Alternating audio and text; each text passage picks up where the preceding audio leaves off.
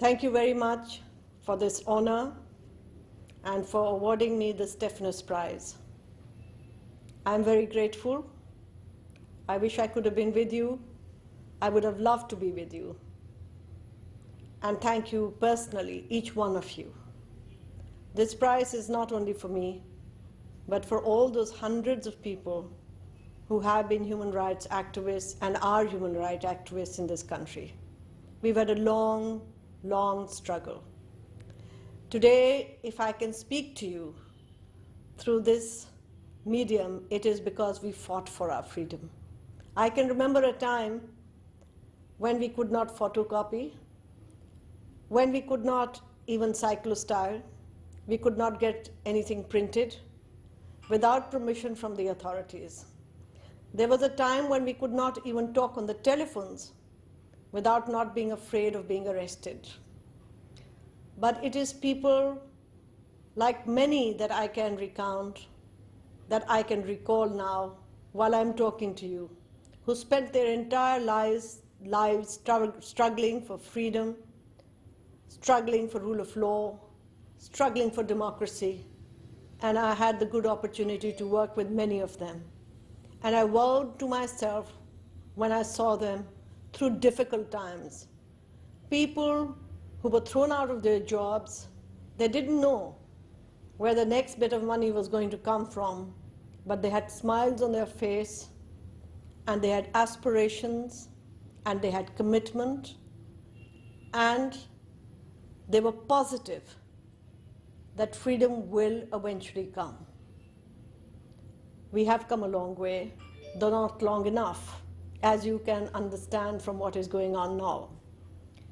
Today, we are going through very decisive moments. Decisive moments in many ways. Firstly, whether the forces of democracy will win out, or whether undemocratic, the deep state of Pakistan will have an upper hand. That is the ultimate.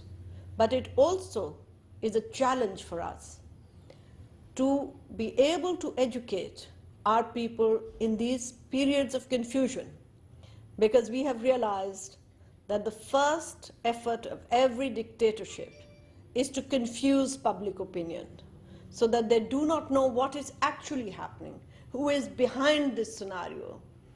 And what is even more important is that people use the narrative of human rights to carry out human rights abuses, and that needs to be clarified.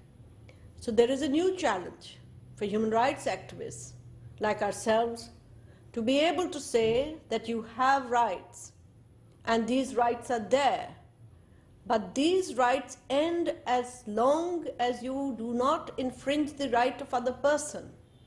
And this is where we are. I believe that I have played some role in my country in the human rights movement, particularly in the rights of women, the rights of religious minorities, but I think these cannot be done alone.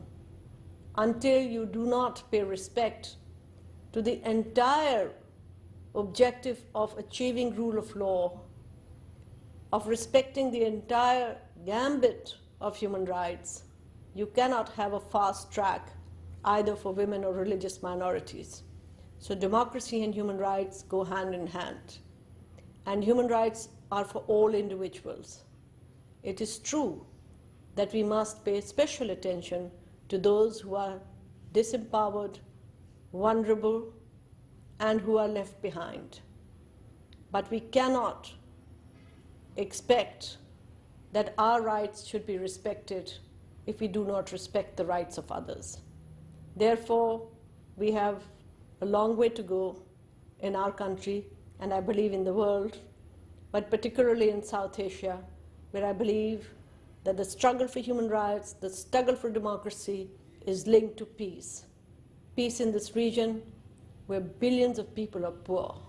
Prosperity for this region can only come with peace. Prosperity can only come with the respect for human rights.